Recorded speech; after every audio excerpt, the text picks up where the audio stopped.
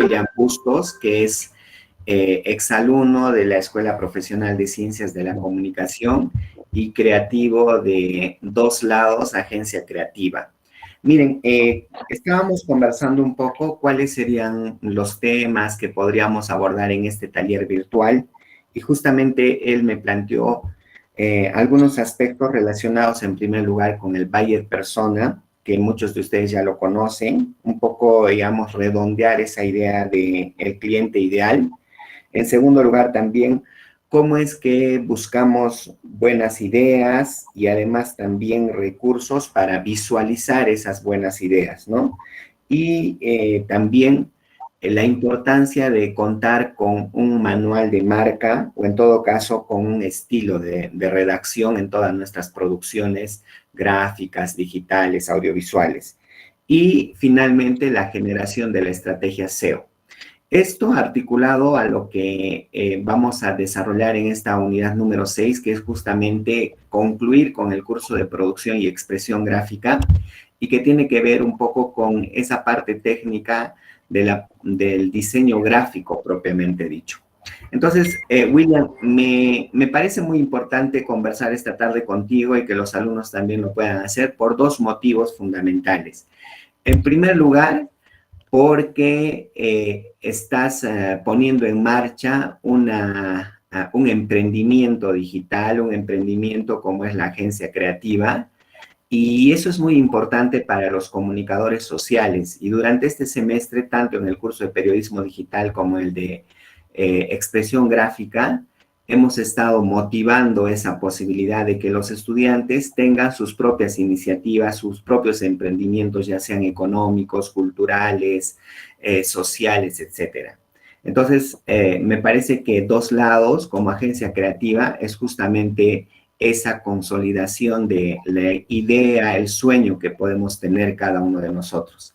Y en segundo lugar, es importante conversar contigo porque empatamos en una cuestión que me planteaste vía teléfono, que el diseño gráfico finalmente no es únicamente el saber manejar los paquetes informáticos para editar audios, videos o gráficos y fotografías, sino y principalmente tener una idea, tener bastante creatividad, tener mucho, vamos a decir, mucha empatía con el contexto para poder reproducirlo a través de los productos gráficos. Entonces, eso me parece interesante y te dejo en el uso de la palabra para que nos puedas compartir tu interesante y muy rica experiencia. Adelante. Bueno, agradecerle, profesor, por la oportunidad. Y sí, o sea, de hecho yo no soy, digamos que un especialista, porque obviamente estoy en proceso de aprendizaje aún, que bueno, en realidad es eterno ese proceso de aprendizaje, ¿no? Uno no deja de aprender, si no es hasta que muere. Así es que yo lo que les puedo hablar es acerca de la experiencia que tengo como egresado de la facultad y como una persona que digamos que ha visto muchos de los problemas, incluyendo la pandemia, como una oportunidad para poder desarrollar este tipo de propuestas que, que funcionan muy bien en nuestra ciudad también, ya que por mucho tiempo se ha visto postergado en este tipo de avances, no sé, quizás hasta tecnológicos, ¿no? Pero aún así, me doy cuenta en este proceso que hay ciertas cosas que están quedando, no sé, quizá de forma precaria o no están teniendo el alcance que deberían tener y que sí ven otras ciudades de nuestro país, ¿no? Bueno, yo básicamente, como les dije, y bueno, el profesor reiteró, terminé la facultad, como muchos, teniendo la aspiración no sé, pues de poder tener una mejor opción de trabajo o no sé, incluso particularmente yo me pensaba dedicar al tema de marketing completamente. Pero tuve la suerte de conocer varios amigos que eran fotógrafos, los cuales empezaron a, no sé, a inspirarme de algún modo, ¿no? Y es así que conocí a un amigo que se llama Eric Valderrama, con el que, no sé, empezamos a trabajar, a hacer sociales. Por ese tiempo nosotros nos dedicábamos a hacer lo que eran los eventos de 15 años, bodas, ¿no? Y bueno, en medio de todo eso nos agarró la pandemia a todos y ya por ese entonces también pensábamos abrir una agencia, porque había muchos de nuestros clientes que tenían empresas y siempre nos decían, oye, quizá nos puedes hacer fotos de mis productos, un video de mis productos, ¿no? Y nosotros hacíamos, pero no era algo formal, digamos, ¿no? No era una propuesta que pudiera quizás ser hasta funcional. O sea, es decir, se veía bonito, tenía un buen contenido en materia de calidad de imagen, quizá de concepto, pero no era algo propiamente que tenía constancia o que había una sostenibilidad respecto a ese material que se hacía, ¿no? Entonces, bueno, en medio de la pandemia, donde, pucha, nos habíamos quedado sin trabajo, salió a la luz este emprendimiento, ¿no? Que había estado siempre postergado y es así que nosotros nos juntamos con otro grupo de creativos que son, no sé, una diseñadora gráfica, que en realidad es ilustradora gráfica, ¿no? Un programador web, un videógrafo, yo que hago video y fotografía, y Eric también que hace netamente fotografía, ¿no? Entonces es así que nosotros desarrollamos una agencia que trata de articular todos nuestros talentos para poder ofrecer al mercado cusqueño propuestas ya sólidas respecto a las empresas, ¿no? La pandemia, o sea, en ese entonces significó para nosotros una oportunidad, ya que empezamos a digitalizar los procesos de las empresas propiamente, ¿no?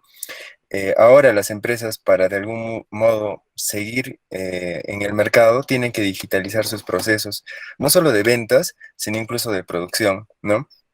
Entonces, es así que para nosotros ha caído como anillo al dedo esta etapa de la pandemia y resume a lo que nosotros hacemos, ¿no? Y puntualmente, bueno, a lo que el profesor les había comentado, de cómo yo he separado lo que les puedo hablar respecto a mi experiencia, este, y quizá contrastando, ¿no? Hay mucho, o bueno, ustedes han escuchado que en la universidad siempre se dice que se enseña la parte teórica y no tanto la parte práctica. Y sí, o sea, de cierto modo es así, porque en la práctica muchas veces contrastamos la información que nos han dado en la universidad y nos damos cuenta que hay muchas cosas que no estaban, digamos, que bien explicadas o no estaban o no respondían a la realidad, ¿no? Y más aún en un proceso digital como el que estamos ahora, que es bastante cambiante y está en constante cambio todos los días, ¿no? Para mí, lo más importante, y bueno, es algo que le comenté al profesor Giovanni, es la idea, al margen de la técnica. Yo recuerdo en las clases de la universidad, que muchos de nosotros, compañeros, no teníamos equipos, o sea, hablo de cámaras, de una buena computadora, no teníamos incluso propiamente talleres o cursos que nos enseñen a editar o a utilizar estos programas, ¿no? Habían algunos cursos que honestamente quizá no estaban adecuados o no tenían la información necesaria para que nosotros podamos desarrollar nuestra creatividad, incluso, digamos, ¿no? Así es que eso, o sea, particularmente, no sé qué tanto haya cambiado. Pienso que no mucho, la verdad, pero eso, o sea, hacía o tenía como efecto en realidad de que todos imagináramos de que lo único que nos limitaba era la parte técnica, es decir, no contar con una cámara, no contar con una buena computadora, no contar con los programas o no aprender de los programas, ¿no? Yo me vi con ese problema y creía que ese en realidad era el problema. Y hasta cierto punto lo es, pero no del todo, ya que lo más importante, y con el tiempo me estoy dando cuenta y estoy teniendo digamos que la seguridad de que lo más importante en realidad siempre va a ser la idea, el concepto, la creatividad y no tanto, digamos, la parte técnica. La parte técnica para mí siempre está representando ahora una herramienta más para poder consolidar de mejor forma mis ideas. Y es algo, como les dije, que hablábamos con el profesor Giovanni y estoy viendo en Cusco. En Cusco se está haciendo buen material respecto a la calidad de imagen, respecto a la técnica que podamos utilizar los que creamos contenido digital, pero no está asociado a una situación de concepto, de idea, de creatividad. En el Cusco, o sea, por la experiencia que tengo, no he visto conceptos diferentes, conceptos innovadores quizá, ¿no? Y eso no solamente me refiero a la parte comercial, sino hasta hablo de, no sé, del Estado, proyectos ejes, ¿no? O sea, no hay ese, digamos que ese roce, y eso no pasa por una situación de técnica. O sea, si bien puede haber técnicas que te ayuden a ser más creativo, pero, o sea, el ser creativo en realidad es un estímulo que cada uno tiene que buscar y tiene que desarrollarlo. Y al menos en bueno, a los creadores digitales, lo más importante que podemos hacer ahí es tener referencias siempre y estar en constante aprendizaje respecto a lo que nos rodea. Es decir, ser más sensibles, digamos, ¿no? Y tener ideas así, siempre, o sea, a ver, por ejemplo, particularmente yo les doy un ejemplo, a ver, para una editorial de una marca de ropa, por ejemplo, siempre trato de buscar referencias, ¿no? Es decir, no sé, encontrar algo que en internet, en Instagram, en alguna plataforma, me interese a nivel, no sé, de color, de luz, bueno, eso por la parte técnica y quizá por la parte de comunicación respecto al mensaje que me ofrece o que yo logro encontrar en ese contenido, ¿no? Una vez que hago eso, recién digamos que puedo crear una idea, pero eso es cuando lo hago, digamos, de forma personal. Y acá es algo también que estaba en lo que el profesor les comentó, es algunas marcas, por ejemplo, cuando ya tienen un manual de marca, o sea, tienen detallado los pasos que se tienen que seguir respecto a la creación de contenido, ¿no? Entonces ahí, o sea, sí, evidentemente hay que, digamos, que tener clara esa idea o el concepto para poder proponer algo a la marca o a la empresa en este caso, ¿no? Pero, o sea, bueno, bueno, trato o insisto en realidad en la idea de que ustedes chicos, o sea, he visto el contenido que me ha compartido el profesor de los materiales que han estado haciendo y sí, o sea, se nota que están aprendiendo, que están en ese proceso, pero pienso o he notado eso, ¿no? Me he visto reflejado en la idea de que yo tenía hace como 5 años, ¿no? De que lo único que me limitaba era la parte técnica y no era tanto, digamos, el desarrollo de crear una buena idea, de crear un buen concepto, ¿no?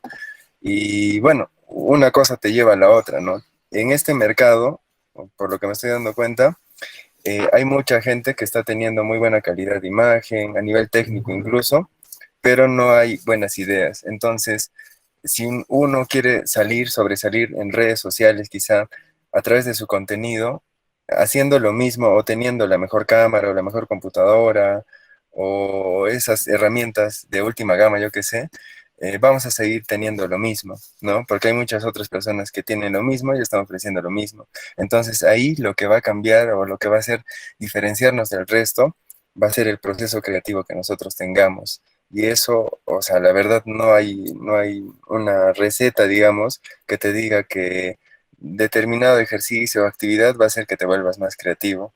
En realidad eso es un proceso personal, la verdad, pero yo pienso que deben preocuparse más por eso, en realidad la idea, el concepto que ustedes quieran, así solamente hagan una foto o un pequeño video o un pequeño diseño y no tanto en la parte técnica que pienso que es un proceso también que con el tiempo se aprende, incluso hasta de forma independiente, o sea, sin necesidad.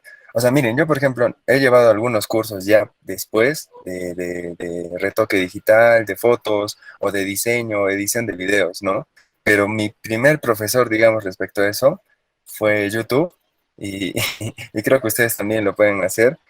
Pero el detalle es que yo tenía las cosas claras respecto a eso, quería aprender sí o sí, entonces el contenido que buscaba iba acorde a lo que yo aprendía, o sea, es decir, o sea, educaba mis ojos o mi mente respecto no sé, pues, colorimetría o conceptos claros de composición, ¿no?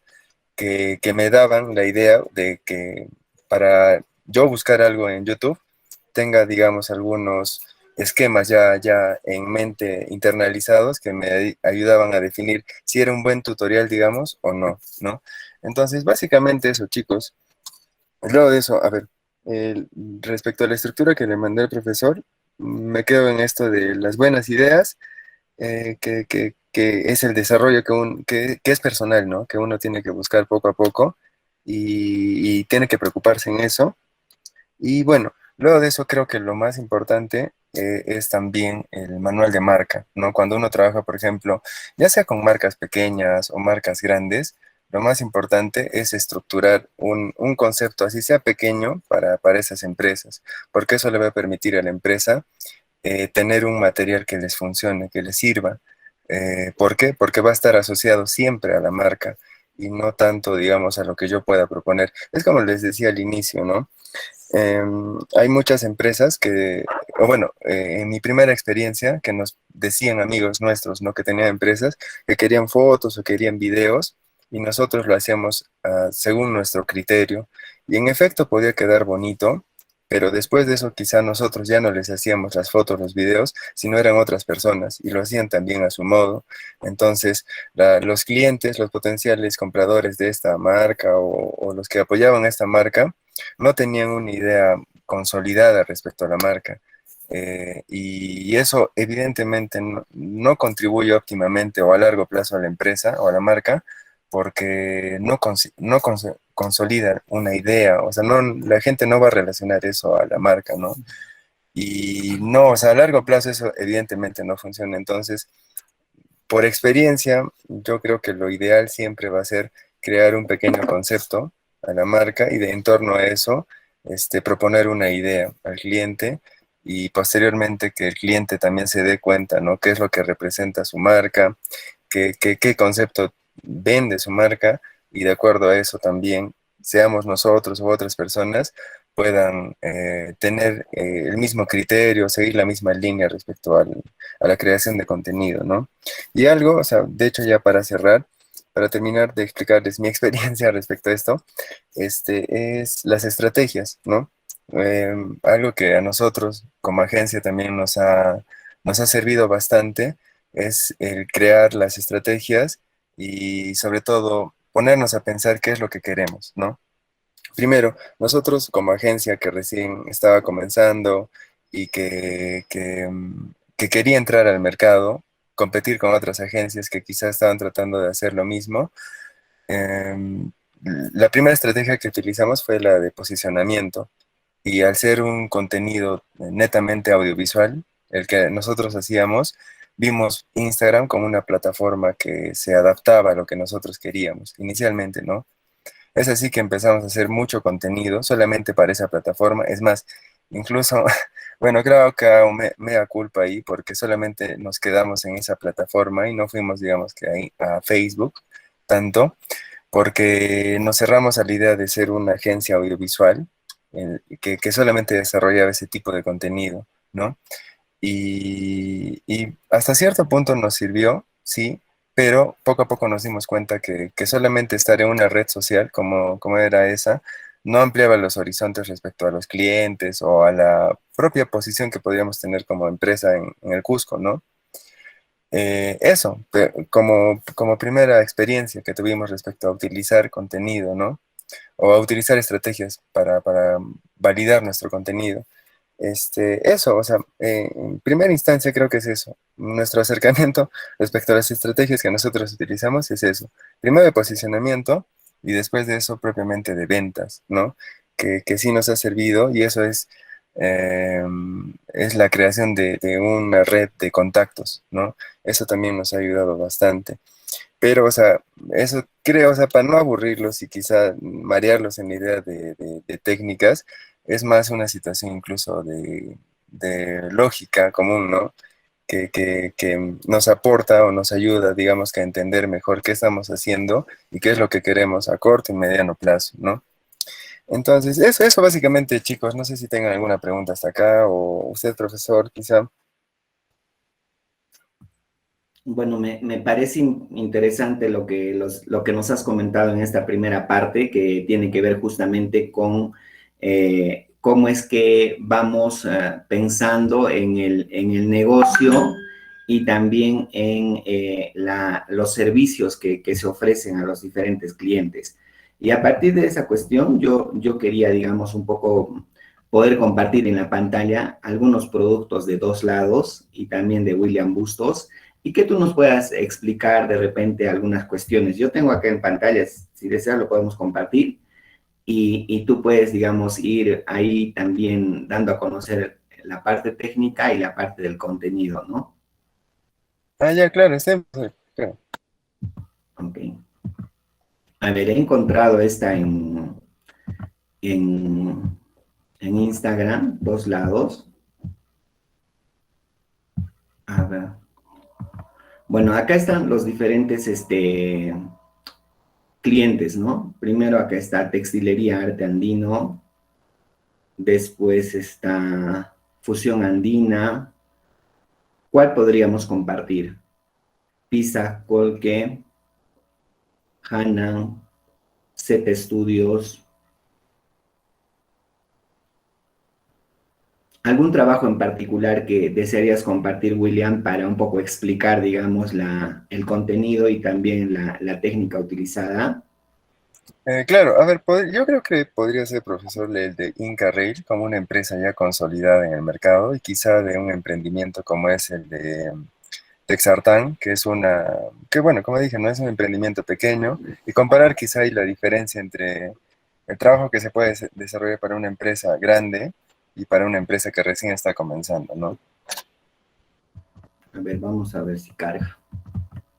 Renantes, ya. Ok, acá creo que sí. ¿Se ve o está muy pequeño? Yo lo veo bien. Ok. A ver, los compañeros, los alumnos están viendo correctamente. Sí, profesor. Ok. Sí, profesor. Entonces, voy a cambiar entonces de forma de compartir.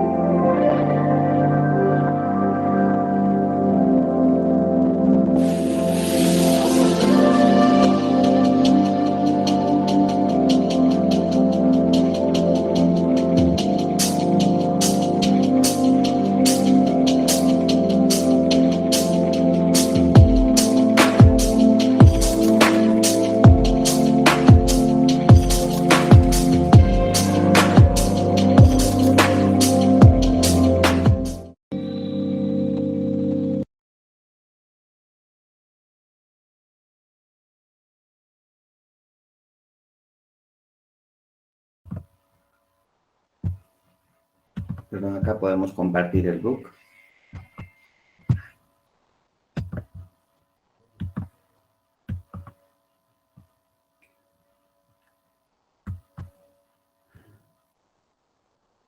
Ahí nos puedes ir explicando en todo caso el concepto, Williams, y Sí, luego también eh,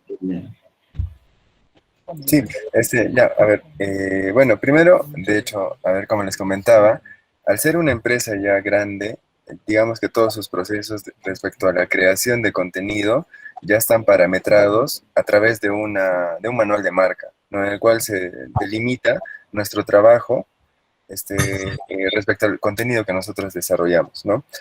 Puntualmente, con Inca Rail, nosotros el trabajo que hacemos es de fotografía y de video, ¿no? Ellos tienen en realidad lo que tratan de vender es la experiencia a bordo de sus trenes, ¿no? Y siempre está ligado a una situación de calidad de producto y de atención, ¿no? Y esto se ve reflejado a través de la experiencia. Uno como cliente de Inca Rail, en realidad, tendría que sentirse, según el manual de marca, o tener la experiencia de un viaje de calidad, de confort y que esté, digamos, que lleno de detalles, ¿no? Que sienta, digamos, la posibilidad de viajar a Machu Picchu de forma cómoda, teniendo el confort y la mejor calidad respecto a la experiencia, ¿no? Incluso de productos. Entonces, en el video, por ejemplo, en el manual de marca, se explicaba detalladamente los colores que teníamos que utilizar, las tomas que teníamos que utilizar respecto a los encuadres, incluso a los modelos, que también fue, recuerdo que nosotros ubicamos, les apoyamos con eso, no tenían que tener tatuajes incluso, ¿no? Y tenían que firmar un contrato de un año de exclusividad, o sea, ellos no podían trabajar para la competencia, en este caso de Perú Rail, por un año, digamos, ¿no? Y hubo ahí incluso un problema, porque el chico de las fotos de esta pareja tenía el brazo tatuado. Al final no nos dimos cuenta de eso porque todo el trabajo, o bueno, el casting, digamos que fue de forma digital, fue a través de internet. Y él se confundió al enviarle el cuestionario que nosotros hicimos en esto de marcar si tenía tatuajes o no. Y por ejemplo, no sé si puede avanzar, profesor, hay una foto que están ellos en el vagón, no, otro que están sacando la ventana, la cara por la ventana los dos. No, hay otro, es un poco más adelante, casi al final creo está. Hay una que está en el balcón, en el balcón del vagón. eh, ahí tenía el brazo, por ejemplo, completamente tatuado, ¿no? Y ahí, por ejemplo, tuvimos el primer problema, digamos, o percance con la marca, porque eso nos observaron, ¿no? Entonces, ahí, o sea, la idea, como les dije, ya estaba clara respecto al manual de marca que nosotros teníamos con ellos, ¿no? Pero cometimos el error de no tener ese detalle claro, o sea, no sabíamos, ¿no? O bueno, en ese momento. Y ahí sí nos ayudó una parte técnica. Nosotros logramos editar el brazo del chico y quitarle, retirarle todo el tatuaje que tenía, ¿no? Y bueno, acá, o sea, nuevamente, ¿no? Teníamos la idea clara, sí, nos falló un poquito, digamos, que la coordinación que tuvimos, pero la técnica acá nos ayudó a resolver ese problema, ¿no? Pero bueno, puntualmente respecto al concepto, tanto en las fotos y en el video, es vender la experiencia que ellos en su manual de marca nos la ofrecieron, ¿no? De esto que les digo, de calidad, de productos, respecto al servicio y finalmente el confort que uno puede sentir viajando a través de estos trenes, ¿no? Eso básicamente. Entonces, como les dije, o sea, acá lo que nos ha ayudado, digamos que práctico, es tener clara o claro el concepto que desea la marca o que tiene la marca, ¿no? Eso hace que el producto final sea algo funcional para ellos y también para nosotros a nivel de portafolio, ¿no? Eso básicamente respecto a la experiencia en Carrera Prosa. William, ahí en este caso una pregunta relacionada a la técnica. Si bien es cierto, Inca Rail tiene su propio manual de marca, pero hay un nivel de repente o un espacio para la incorporación de algunos aspectos que dos lados pueda considerar o de repente, o sea, alguna cuestión innovadora adicional o tienen que ceñirse estrictamente a los parámetros. En realidad, profesor, sí, o sea, hay empresas como Interrail que sí no te dan opción, digamos, a poder ofrecerles algo propio de nosotros, ¿no? Porque ellos ya tienen su modelo de negocio, la idea de creación de contenido respecto a su manual de marca muy clara. Entonces, nosotros sí nos tenemos que ceñir a lo que ellos piden, ¿no? O bueno, claramente está en su manual de marca. Ahora, Entonces, no, exacto, o sea, nosotros no podemos. Pero, o ¿podría sea, a no darnos- ser, dígame, perdón, no, sí, por favor, termina la idea, perdón. ya, no, a no ser que quieran ellos, digamos, que innovar en ese sentido, podría ser, pero en la experiencia que nosotros tenemos trabajando con ellos, no.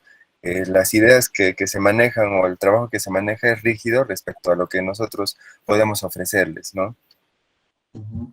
Y ahora, ¿podrías explicar un poquito de repente la parte técnica, o sea, la leyenda técnica, por ejemplo, de estas fotos? ¿Qué tipo de cámara utilizas? Las obturaciones, las luces, las profundidades, los ángulos, normalmente, por ejemplo, en estas fotos que Ah, estamos ya. viendo en el book. Claro, claro, por ejemplo, puntualmente ahí la cámara que hemos utilizado, si mal no recuerdo, ha sido una Nikon D810, que bueno, es una full frame, es una cámara que nos permite recuperar muy bien la información respecto a las zonas con mucha luz y a las zonas con menos luz, no oscuras. Para esta sesión al ser, digamos que modelos y ser una sesión ya preparada, o sea, que se elabora previamente, sí se utilizan flashes, por ejemplo, ¿no? O sea, son luces que nos ayudan a tener una mejor iluminación dentro del vagón.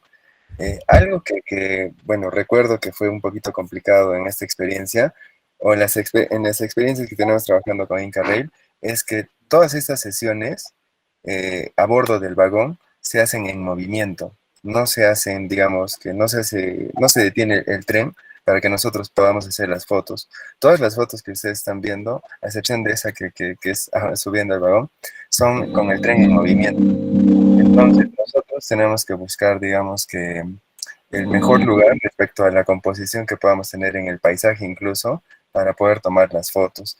Eso, digamos, que complica un poquito más el trabajo, porque es también sostener la cámara, el flash, en ese movimiento incluso que tiene el tren, ¿no?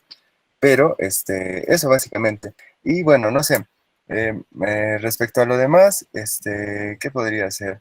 A ver, lo que sirve en las fotos normalmente de publicitarias es ese diafragma abierto, ¿no? Que nos permite tener un desenfoque en el fondo o algo, en este caso, por ejemplo, que esté delante de la cámara, próximo a la cámara. Eso hace de que todas las personas que puedan ver estas fotos se centren en los sujetos y no tanto, digamos, en el fondo, en lo que pueda complementar la foto. Y eso lo único que hace, o bueno, ¿qué te permite hacer eso? Es lentes con diafragmas abiertos, ¿no? Bueno, funcionan muy bien con las cámaras full frame de formato completo y ya. Eso básicamente, ¿no? Es, digamos que técnicamente la idea que utilizamos para estas fotos. Bien, si habría alguna pregunta, si hay alguna pregunta por parte de los estudiantes o del público presente, puede plantearlo ahora para luego ver otra experiencia, ¿no? Del portafolio. Adelante, Brian. Plantea a través del chat sobre la preparación del equipo, ¿cómo es el proceso?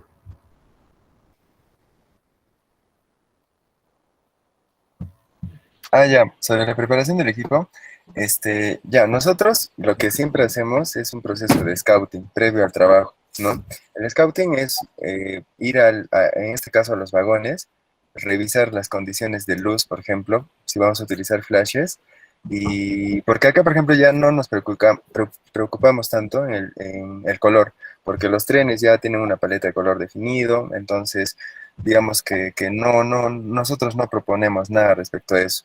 Quizá en la parte de los modelos sí, pero eso también está guiado por el manual de marca. Ahí les dicen qué tienen que utilizar, qué color de prenda utilizar, qué modelos de prenda utilizar, ¿no? Y en la parte técnica, al ser, digamos, vagones, sí, pues, o sea, digamos que trata o tratamos de que se vea el sujeto rodeado de la experiencia que propiamente es el vagón.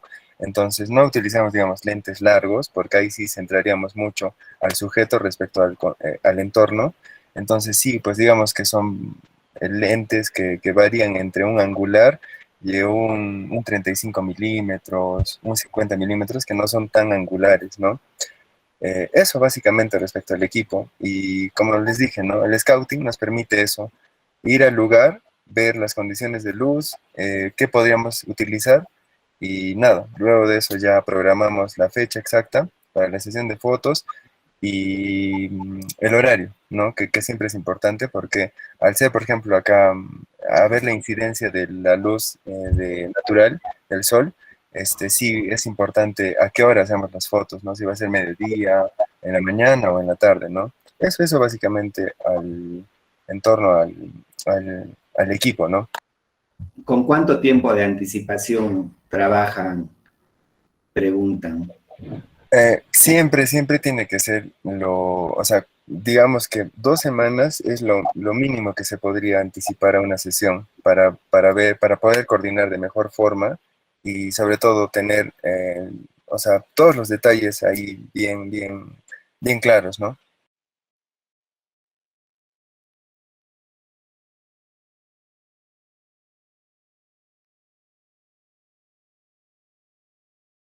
Perdón, William.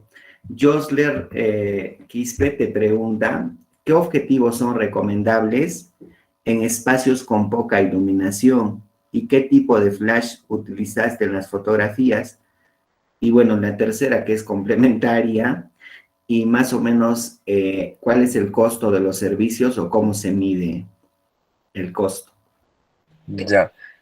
Bueno, primero respecto a al lente propiamente, siempre lo ideal va a ser que sea de diafragma más abierto, o sea, el que te permita abrir el diafragma más, ¿no? Ahí, o sea, normalmente el costo de los lentes va a variar. Los que te permiten tener una mayor apertura de diafragma son los más caros, ¿no?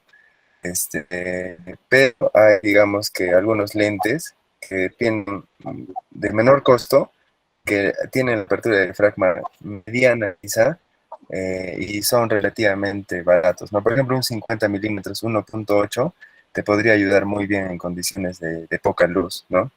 Respecto a los flashes, nosotros tenemos un Godox AD400 Pro, que es un flash ya de estudio grande, que tiene su batería propiamente, ¿no? Ya no tiene la necesidad de estar conectado a una fuente de energía y eso, pero igual, o sea, digamos que esto es básicamente para competir con la luz del sol, que en algún en grado se le hace competencia, pero es más, se pueden hacer con pequeños flashes, los speedlight, que son pequeños, los de Zapata que van encima de la cámara, se puede hacer también con ellos, ¿no? O sea, va a depender qué tanto nosotros podamos utilizar o saber utilizar la cámara a nivel técnico, ¿no?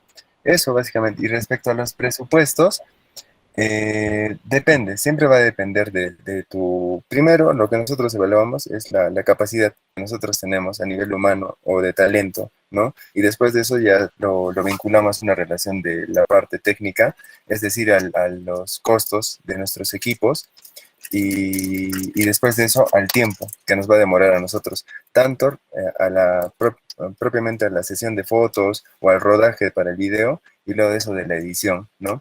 Eso básicamente es lo que se toma en cuenta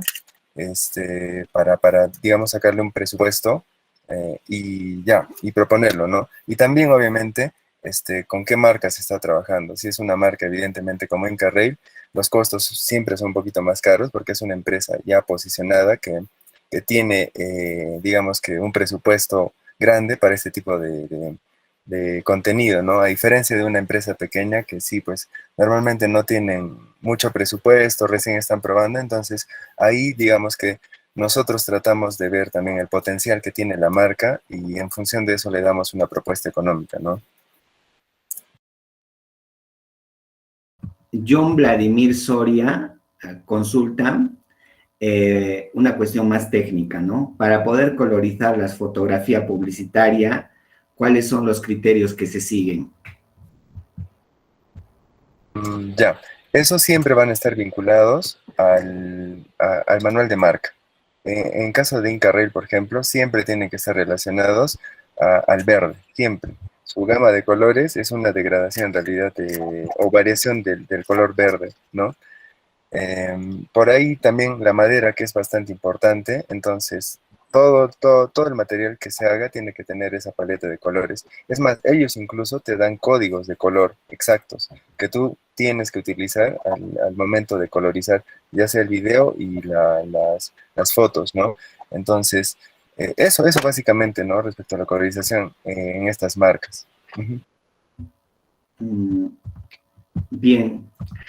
¿Podemos ver otro producto u otro servicio de repente del mismo Instagram o tal vez de este portafolio de Flickr?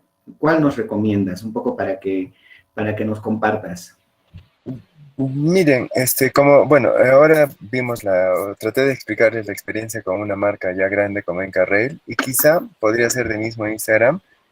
Hay otro que es de Fusión Andina, que es un restaurante de la Plaza de Armas, que sí es un pequeño emprendimiento, ¿no? Que ha comenzado, a inicios de año en realidad, ¿no? Y que sí está buscando, digamos, posicionamiento en redes sociales y finalmente ofrecer también una calidad o bueno, la experiencia en realidad de poder comer en un restaurante con la vista de la Plaza de Armas, pero digamos a un bajo precio, ¿no? O sea, respecto a sus competidores. Este de acá. Ujú. Eso. Ok.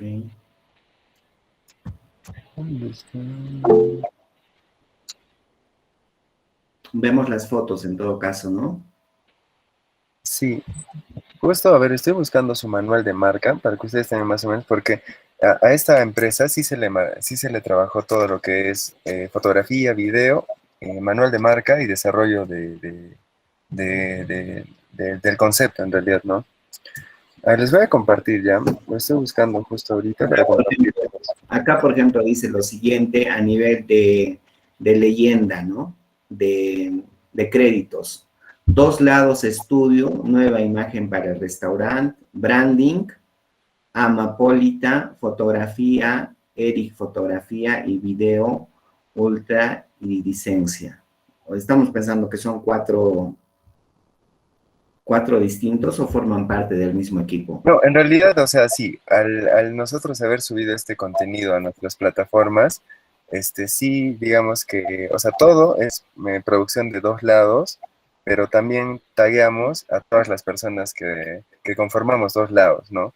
Ya sea, como le dije, en el diseño, en la fotografía, en el video, no sé, en lo que se puede hacer, siempre tratamos, porque, a ver, es una forma también de mover nuestras redes sociales, es una estrategia que utilizamos para que se visibilice 2 lados y también todo el equipo humano que conforma esta agencia, ¿no?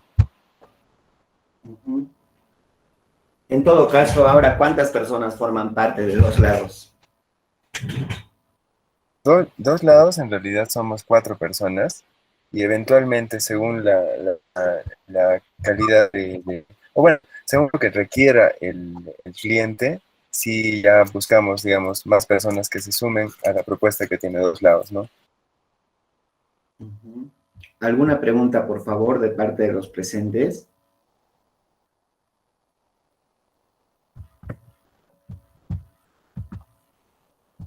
Yorel Cisneros.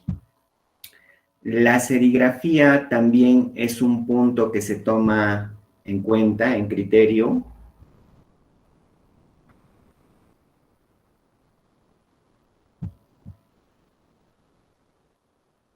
La serigrafía, no entiendo, profesor, quizá se refiere a la tipografía Creo que o es a la... qué. A ver, por favor, Yorel, si nos puedes ampliar tu consulta. ¿Te refieres a la tipografía o te refieres a la técnica de la serigrafía? A la tipografía. Ah, ya, claro. Claro, sí, evidentemente sí, o sea, el manual de marca en realidad es el que aborda todo este tipo de cosas. Acá, por ejemplo, para Fusión Andina sí se le ha creado una tipografía para la marca, ¿no? Para todos sus contenidos en realidad, desde el logotipo hasta los documentos que ellos pueden utilizar, ya sea su tarjeta de presentación, la carta propiamente, o sus papeles membretados, o sea, todo eso tiene un criterio que sí se trabaja con la marca, ¿no? Pero sí, o sea, la tipografía siempre es importante, para toda marca siempre es importante porque ayuda a que las personas reconozcan de mejor forma la marca, ¿no? ¿Encontraste el manual? Sí, sí, profesor. Justo les voy a mostrar el de Fusión Dejo de Andina. compartir. Puedo dejar de compartir entonces. Sí, sí, profesor, por favor. A ver. Ok.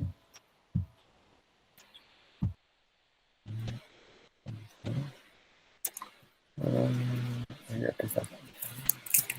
Hay preguntas, por favor, pueden plantear o también abrir el micrófono para consultar.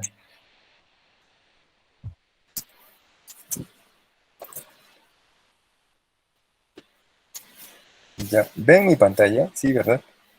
Sí, estamos viendo. Sí se ve. Ya, perfecto. Entonces, si tienen alguna otra consulta hasta acá, chicos, para mostrarles el manual de marca que trabajamos con esta empresa.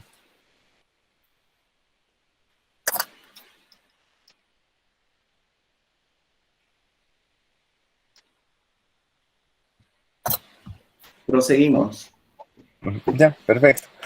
Ya, a ver, bueno, chicos, este es el manual de marca que se trabajó para Fusión Andina. Como les dije, esta era una empresa que sí tenía, digamos que, experiencia respecto a su rubro, trabajar como restaurante. pero no tenían un manual de marca o no tenían propiamente un concepto claro, ¿no? Ellos, digamos que llegaron con toda la experiencia de trabajo respecto al restaurante, a la preparación de platos, a la venta propiamente, pero no, digamos, a una situación de manejo de redes, de posicionamiento, de que la gente vincule su marca a algún concepto, ¿no? Y este en realidad es la propuesta que nosotros les enviamos, obviamente trabajando de la mano con ellos para que tengan un concepto y puedan vender de mejor forma su marca, ¿no? Bueno, creo que en lo que revisaba del sílabo que me envió el profesor, ya han trabajado esta parte del manual de marca y quizá acá lo van a ver propiamente reflejado, van a reconocer algunas cosas, ¿no? A ver, lo más importante, o una de las partes más importantes del manual de marca siempre es la historia, es reconocer con quién se está trabajando y qué es lo que representa o qué experiencia tiene esta marca en el corto tiempo o largo tiempo que viene trabajando. Así incluso no haya o sea nueva o no tenga experiencia, siempre lo ideal es reconocer esto, la historia. Por ejemplo, en el caso de Fusión Andina, ellos ya tenían trabajando 10 años y lo único que se hizo es reconocer lo más importante en esos 10 años de experiencia, ¿no?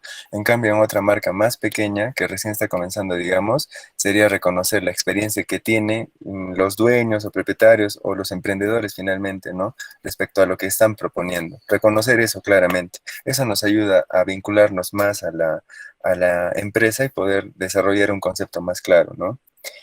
Luego, algo que siempre es importante también son los valores, ¿no? Los valores que promueve la empresa, no solamente de cara para afuera, como dicen, ¿no? O en redes sociales, sino incluso dentro de la empresa, para sus propios flujos, para sus propios trabajadores, ¿no? Es algo que tiene que reflejar la empresa internamente y externamente. En este caso, por ejemplo, el caso de Fusión Andina es un negocio familiar. Ahí están implicados toda la familia, ¿no? Es un papá, una mamá y sus 4 hijos. Y todos trabajan ahí de mozos, en la cocina, administrando. Y entonces ese es un valor que nosotros logramos reconocer y que se tiene que potenciar para que la gente vincule esa marca o este valor a la marca, ¿no? Y luego de eso la tradición, porque ellos eh, siempre tratan de vender platos vinculados a la cultura andina y tienen la experiencia ya de 10 años ofreciendo eso para el mercado. Y igual sus procesos también, ¿no? De que se vinculen a eso, o sea, en materia, por ejemplo, de los materiales o los insumos que utilicen, siempre se vinculen a eso, ¿no? Y lo de eso algo que ellos, o bueno, el papá sobre todo, siempre nos decía en todas las reuniones, era el esfuerzo, ¿no? De que se vea reflejado el esfuerzo que él, por ejemplo, le pone a su empresa en los procesos que tienen, incluso en la atención de los mozos, o sea, que se vea ese valor, ¿no? Y bueno, básicamente, incluso en los iconos que ustedes están viendo, tratamos de mostrar eso, ¿no? Esta es, digamos, es la identidad visual de Fusión Andina, es lo que se trabajó con ellos, ¿no? El logotipo principal, como están viendo, es una versión que siempre se tiene que utilizar como la carta de presentación de Fusión Andina, ¿no? Luego de eso, las variantes de color, ¿no? ¿Qué colores se pueden utilizar? En este caso, ellos utilizaron el negro. Y luego de eso, el área de protección. O sea, ¿por qué están divididos de determinada forma y en qué distancia? Lo que compone, digamos, el logotipo, ¿no? En este caso, la mazorca maíz, los destellos, la tipografía, ¿no? El nombre y propiamente, no sé, o sea, que hay un espacio de respiro incluso entre cada icono, ¿no? Luego las variaciones, ¿no? Y dependiendo de en qué se va a utilizar. Si, por ejemplo, el primero es para redes sociales, el segundo puede ser para su carta, y el tercero puede ser, no sé, para una tarjeta de presentación, un papel membretado, para ese tipo de cosas, ¿no? Se divide.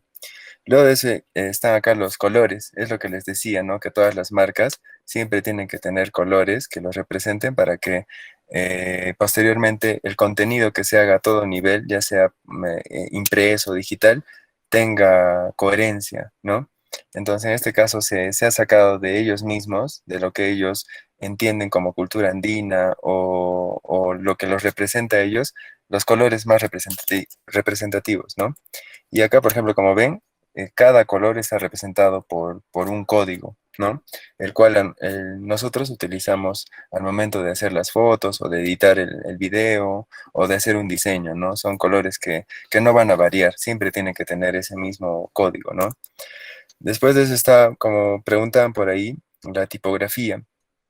Dependiendo del material o dependiendo del contenido que se haga, se van a utilizar o se van a en realidad ya parametrar algunas tipografías. En este caso, por ejemplo, de acuerdo al concepto que ellos tenían de familia, de tradición, de esfuerzo, pensamos que esta tipografía Bosch era la que coincidía con esos valores y aportaba al concepto de la marca, ¿no? Eso, digamos que para títulos, en cambio para, no sé, para otro tipo de usos, como, no sé, palabras comunes o de los platos, de los nombres, esta es la tipografía que complementa a la anterior tipografía, ¿no?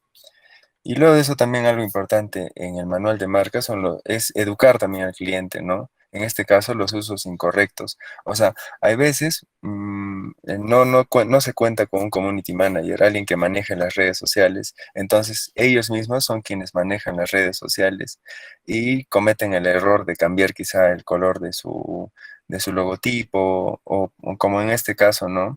De la foto poner en toda la foto su logotipo y digamos que no utilizar correctamente su información o el material que ellos tienen, ¿no? Entonces también se le educa al cliente respecto a lo que tiene que hacer o cómo tiene que utilizar su material, ¿no? Luego los recursos también, como les hablaba. Estos, por ejemplo, Ana Paula, que es la diseñadora, los ilustra a mano, y ya, son complementos que nos ayudan a subir el material o a poder diseñar algo, incluso para el video o para las fotos, ¿no? Poder utilizar, son recursos que siempre van a estar en la marca y que van a ayudar a la persona que pueda ver esto a vincular el concepto con la marca, ¿no? No sé, incluso pueden utilizarse en posavasos, en la carta o en la misma mesa incluso, ¿no? Ya va a depender de la estrategia del uso del material que se pueda hacer. Luego también están los recursos, en este caso digitales, respecto a las texturas, ¿no? Que ellos pueden utilizar para sus papeles, para, no sé, las tarjetas de presentación, ¿no? Va a depender de lo que ellos quieran utilizar, pero acá se les da la idea, digamos, de eso, ¿no? El estilo de fotografía también, ¿no? Ellos, por ejemplo, sí era un poquito más respecto a la luz, un poco más contrastado y que se vea sobre todo apetitoso, ¿no? Y no, digamos, una relación. O bueno, ellos, por ejemplo, utilizaban una carta bastante simple y que no ayudaba, ¿no? Pero esto va vinculado también a una inversión en menajería, no sé, en los productos que se utilicen, incluso también contratar un chef que pueda desarrollar una presentación de platos, ¿no? Porque es diferente, o sea, qué tan rico pueda quedar un plato determinado y a qué tan bonito se pueda ver respecto a la menajería y a la presentación que pueda tener, ¿no? Entonces eso también se toma en cuenta o finalmente se le puede sugerir al cliente, ¿no? Lo mismo en el estilo de fotografía. En este caso sí estaba vinculado al tema andino, entonces sí, digamos, la utilización del blanco y negro, de texturas, de que sea contrastada la fotografía, nos aporta o nos lleva al concepto de que tiene fusión andina, ¿no? Luego las aplicaciones, por ejemplo, esta es su carta, ¿no? Ahora, con esto de la pandemia, todos los procesos, incluso de cartas, o sea, de compra en los restaurantes, se han resumido a esto, ¿no? La utilización de códigos QR. Entonces, esta es la propuesta que nosotros les dimos para su carta y que ellos, por ejemplo, querían trabajar directamente con Instagram como su plataforma principal en redes sociales. Entonces, ahí también aprovechamos para que el código QR se vaya directamente a su Instagram y que tenga, digamos, mayor posicionamiento en esa red social, ¿no? Luego eso está también la papelería, que en este caso lo más importante para ellos era la carta, que es esta en realidad, que trata de mostrarse un poquito sobrio, más elegante, digamos, ¿no? Y los colores también que se utilizan son los que están en ese manual de marca y están con los códigos que les dije, ¿no? También acá se ve reflejada la utilización de la tipografía y ese tipo de contenido, ¿no? Luego de eso también parte de la papelería quizás sea, esto es, va a depender, ¿no? Esta es una propuesta, digamos, de estas pizarritas que puedan tener afuera, con el menú del día o lo que ellos puedan poner como ofertas, yo qué sé, eh, y que se vea bastante sobrio o que esté siempre vinculado al tema del concepto de la marca, ¿no? Acá, como les decía, siempre hay espacios en los cuales podemos seguir vendiendo la marca, no solamente con el logotipo, sino también con frases, con pequeños iconos que nos ayuden a vincular la marca con el concepto, ¿no? Siempre. Luego de eso, los uniformes también, ¿no? Acá, por ejemplo, ellos, al no tener, digamos, este contenido, quisieron tener absolutamente todo respecto a lo que podían vender y siempre, ¿no? O sea, vincular todo hacia la marca. En este caso, el modelo de los uniformes, el color de los uniformes, cómo se puede mezclar con una camisa blanca, clara, con qué tipo de pantalón. Son herramientas que nos ayudan siempre a vincular, ¿no? Y están, como están viendo, en el manual de marca, ¿no? Luego de eso, de redes sociales, también hay un pequeño, digamos, espacio en el cual se pone los detalles técnicos, digamos, en este caso de tamaño, para la publicación de redes sociales, ya sea para un post, que es el primero que ven de 1080 por 1080, y una historia, ¿no? Que es el que está al lado. Luego de eso, de redes sociales, ¿no? Algo que es importante, los iconos para las historias destacadas, que tengan concordancia también. Acá se están aplicando los colores, la textura, los colores, la tipografía. Entonces, uno está teniendo la experiencia de involucrar o ya de vincular la marca al concepto, ¿no? Por todo lado estamos vendiendo la marca. Y acá los posts, ¿no? O sea, cómo se tienen que diseñar en materia de color, de textura, de tipografía, ¿no? Ya propiamente. Más posts, o sea que acá sí el criterio no es que todo sea comida, comida, comida, comida, sino que también que hayan otro tipo de información respecto, no sé, quizá un mensaje, puede ser una receta, en este caso, qué contiene determinado plato, ¿no? Para que no sea un contenido lineal o no sea un contenido que no funcione, ¿no? La gente, evidentemente, si va a ver en un Instagram de un restaurante solamente platos, lo más probable es que se aburra también, ¿no? Entonces sí se trata de equilibrar también el contenido que se pueda subir a redes sociales, como ven acá también, ¿no? Y luego eso también las historias, ¿no? ¿Qué concepto tienen que tener las historias?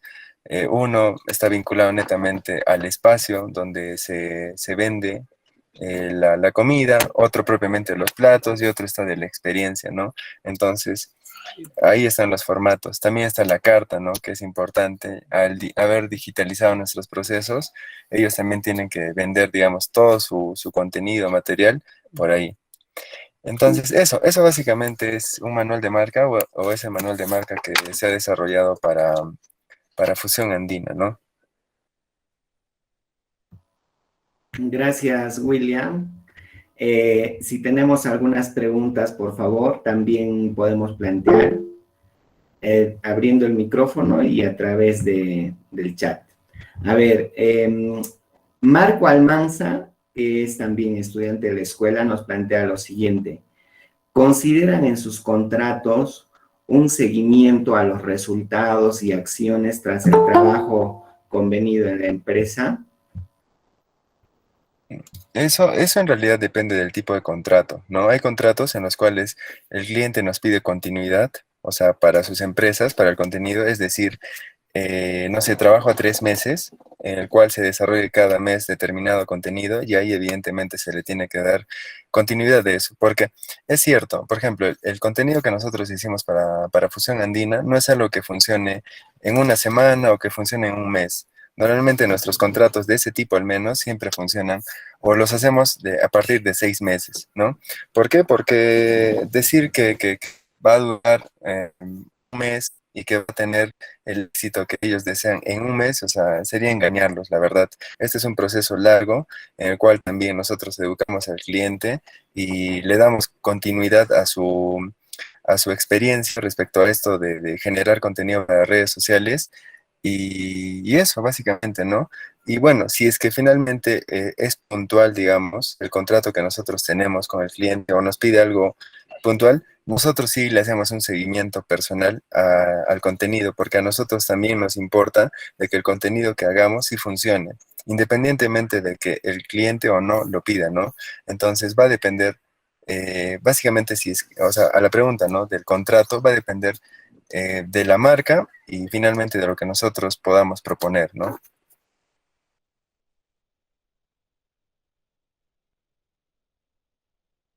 Loida, ¿tú deseas preguntar algo, hacer algún comentario en relación a esta segunda parte de del trabajo, de la exposición?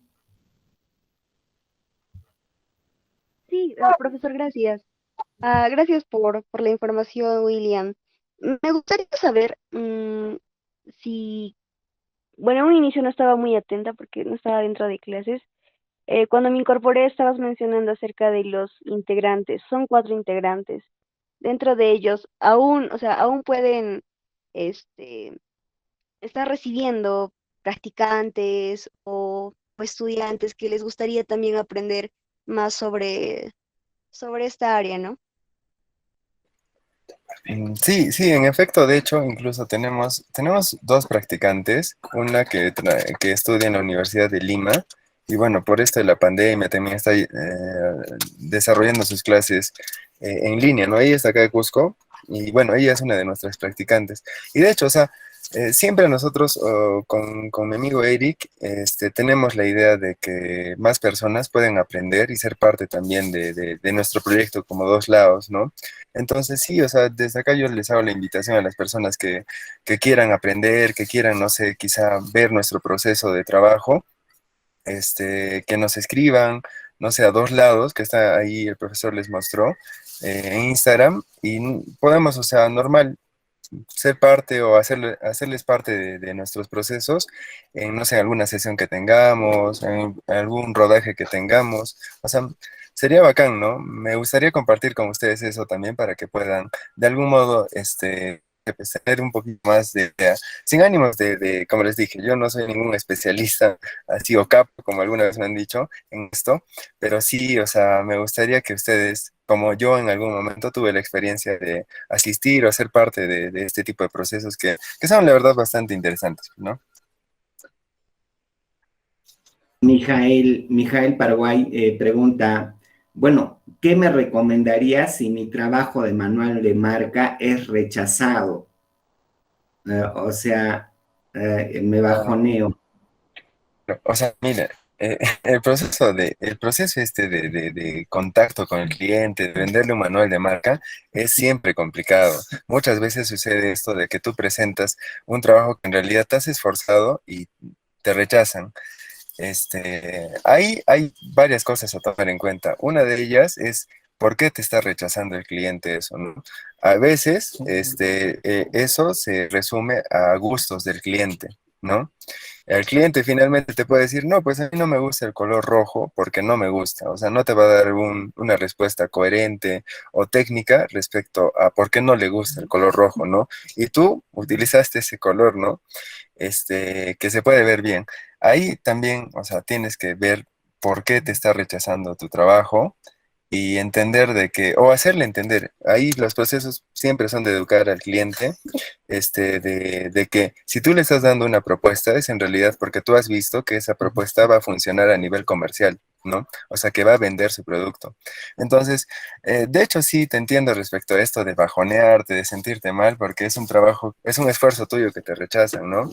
Pero lo ideal siempre, siempre, antes de presentar quizá una propuesta, es tener una entrevista o una reunión con el cliente en el cual tú puedas entender qué es lo que quiere él, a nivel de gustos incluso, y a nivel de una propuesta comercial, o sea, que funcione. Es decir, a mí quizá no me gusta el color verde, en mi trabajo, pero por ejemplo cuando trabajo con Inca Rail me someto a la paleta de colores que ellos tienen, ¿no? Porque entiendo que es algo que ellos, o sea, ya lo tienen definido, ¿me entiendes? Entonces, igual tú en tu trabajo, si tú te reúnes con tu cliente y te das ciertos parámetros, ya sabes qué ofrecerle y qué no ofrecerle. Y como te digo, también educarlo, ¿no? Porque puede ser que tu cliente esté equivocado en la idea de que determinado color o tipografía no aporta a su marca, sino que sí, pues, o sea, en efecto puede ser funcional y que le sirva sobre todo, ¿no? Eso básicamente.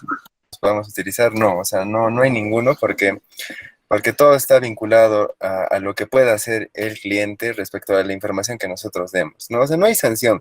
Quizá nosotros ahí podríamos reforzar la idea que él tiene y que entienda que quizá, o sea, o bueno, que utilice adecuadamente el manual de marca, ¿no? O sea, una sanción creo que no, o sea, no, bueno, al menos nosotros no utilizamos, ¿no?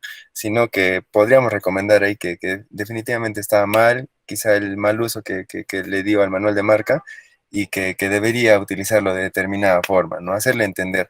Pero una sanción propiamente creo que no. Ujú. Ah, Yorel preguntaba, por ser una empresa grande, no sé si se refiere a un cliente, a un potencial cliente, ¿cómo se encuentra para la contratación Ya. como Bueno, licitación bueno, público-privada? claro, es que para el Estado sí siempre son bajo licitaciones, creo que es la única forma de contratar con el Estado. Pero para empresas privadas muchas veces son por recomendación o por una relación quizás de contactos o de posicionamiento, propiamente como pasó en nuestro caso con Dos Lados, ¿no? Nosotros trabajamos muy bien redes sociales. La gerente de Inca Rail vio nuestro trabajo a través de redes sociales y se contactó con nosotros, ¿no? Entonces esa fue, digamos, que la forma en la cual llegamos a esa empresa propiamente, que es privada, ¿no? Pero en otros casos, al menos en el Estado, sí creo que son siempre a través de licitaciones, y en el de empresas privadas, más aún si son grandes, sí tratan de buscar, en este caso, agencias que sean formales, que tengan registro, y que sobre todo les puedan dar una propuesta a nivel de trabajo profesional, ¿no? Bien, William, para terminar esta ronda de preguntas y también ya ir cerrando nuestra primera sesión de este taller, Maribel Bellido nos pregunta, ¿hay algún prototipo definido para utilizar las tipografías en elaboración de manual de marca? Por ejemplo, para tiendas de ropa, una tipografía fija, para empresas de electrodomésticos, otra definida. Exacto, o sea, en realidad este trabajo se basa en tendencias, ¿no? O sea, las tendencias las podemos desarrollar nosotros, o si no también, de algún modo, o sea, entendiendo, digamos, ampliamente el término copiar, no sé, pues influencias del extranjero o cómo manejan otras marcas. Y sí, o sea, en materia de tipografías, sí, como les dije, hay tendencias y también hay conceptos en el desarrollo de tipografías. No sé si hay una serie en Netflix que se llama, ¿cómo se llama? La de que habla de tipografías. Ya, hay una serie en Netflix, ya, que justamente voy a tratar de pasar al profesor. No, hay una serie que te habla acerca de por qué utilizar determinada tipografía en determinado contenido, y eso es porque los que desarrollan tipografías desarrollan también con conceptos, ¿no? Entonces, uno, por ejemplo, como diseñador, siempre tiene que estar vinculado a la tendencia, al desarrollo de este tipo de contenido e involucrarse, ¿no? Generar ese tipo de conceptos para que cuando, digamos, llegue una marca de moda, de no sé, no sé, o sea, de celulares o de tecnología, ya sepa, digamos, qué tipografías utilizar o proponer finalmente, ¿no? Entonces, sí, nosotros, por ejemplo, nos basamos siempre respecto a referencias que encontramos en redes sociales y a tendencias, que es lo que nos funciona, ¿no? Bien, muchas gracias, Williams. Perdón, la serie se llama Abstract. No sé si la pueden buscar en Netflix. Y sí, es una serie que habla bastante de este tipo de procesos, ¿no? De fotógrafos, de videógrafos, de diseñadores, de arquitectos. Es la verdad muy, muy bonito. Ah, qué interesante. A ver, vamos a empezar a seguir Abstract. Mira, yo siempre a los estudiantes de diferentes cursos les he dicho que para seguir las tendencias debemos viajar, debemos salir a la calle también con una mente de comunicadores, ¿no? Entonces, por ejemplo, cuando estoy en la calle, ver los colores, las tipografías, qué es lo que resalta más, pero también viajar, porque a veces cuando estamos mucho en un solo espacio, no terminamos de comprender por dónde van las rutas de los gustos, ¿no? Eso es así. Por ejemplo, ¿cómo desarrollas tú eso que me ha parecido muy interesante al principio de tu exposición que has planteado, ¿no? O sea, educas tu forma de consumir los contenidos, por ejemplo, en el caso de los tutoriales, ¿no? Para reconocer si es un buen tutorial o un mal tutorial. Pero, por ejemplo, para el caso de las tendencias, de los colores, de las tipografías, de las figuras, los símbolos, ¿cómo es que, digamos, normalmente te nutres? Mm, bueno, sí, en realidad es todo, ¿no? Todo te aporta. Particularmente, siempre trato de ver material, o sea, a ver, por ejemplo, si es fotografía, trato de ver fotografía que primero técnicamente esté bien, o sea, respecto a la iluminación, o sea, responda a criterios técnicos coherentes, y después de eso trato de buscar información respecto a conceptos claros, o sea, disruptivos, ¿no? Innovadores. Y luego eso, o sea, en realidad está en todo lo que nos rodea. Por ejemplo, tú quieres aprender de color, basta que tengas un viaje y veas cómo es la transición de color de un paisaje, te das cuenta que tiene un criterio, no se ve, no tienes un choque visual, ¿no? Entonces es solamente estar atento a eso y cuando tú, digamos, tengas un diseño, no sé, pues se me ocurre un afiche con algo, no sé, pues de conservación natural, yo qué sé, utilices ese mismo criterio, hagas una imagen mental, una fotografía mental de ese paisaje que tenías y utilices esos colores, ¿no? Eso básicamente. Y luego de eso, no sé, música, pintura, no sé, hay muchas cosas, o sea, que te nutren, ¿no? Pero el detalle, o sea, es la predisposición a estar atento o sensible a ese tipo de cosas, ¿no? O sea, siempre tener ese ojo crítico, juicioso, de poder estar pendiente de que, o por qué, preguntarse siempre por qué, ¿no? Yo particularmente, o sea, ¿qué me ayuda eso? Es siempre salir de mi zona de confort, tratar de viajar, tratar de hacer cosas diferentes, tratar de conocer nuevas personas, hablar con ellos, tratar de, no sé, hablar un nuevo idioma. Eso hace de que mi cerebro esté, digamos que, en constante ejercicio y que pueda siempre estar despierto a nuevas posibilidades, ¿no? Y que eso en un futuro me sirvan, ¿no? Es como cuando te preguntan, no sé, o sea, aprendiste en un libro determinado tema y luego de eso en una conversación random alguien te pregunta algo vinculado a eso y te recuerdas, ¿no?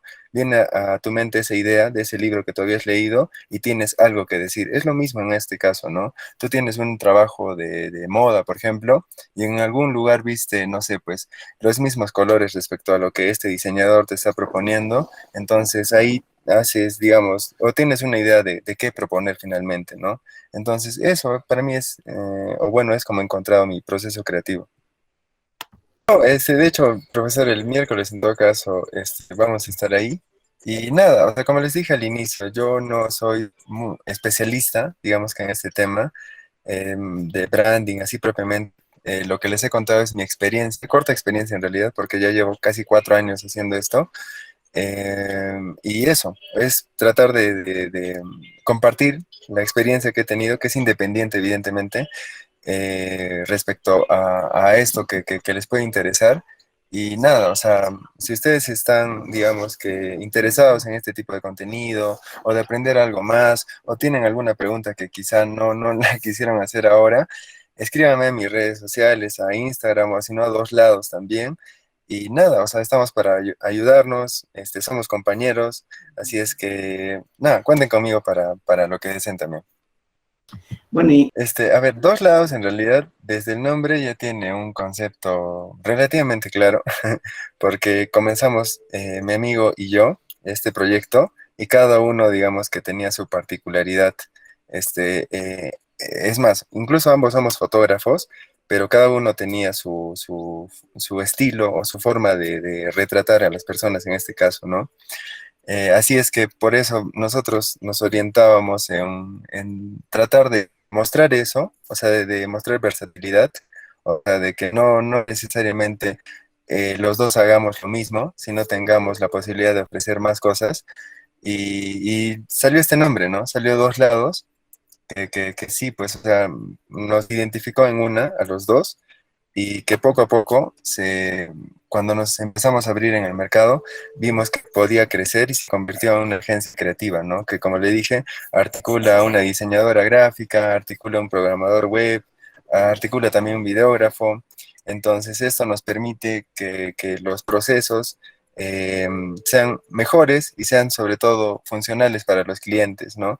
Porque ya no es algo que un cliente, por ejemplo, quiere un fotógrafo y ya pues les hace las fotos, pero no está relacionado a una situación de concepto, ¿no? Sino que al contratarnos a nosotros, también está vinculado a una situación de concepto, de diversidad de contenidos y de plataformas sobre todo, ¿no? Entonces, básicamente eso, profesor, esa es la idea y la razón por la que nació Dos Lados, ¿no?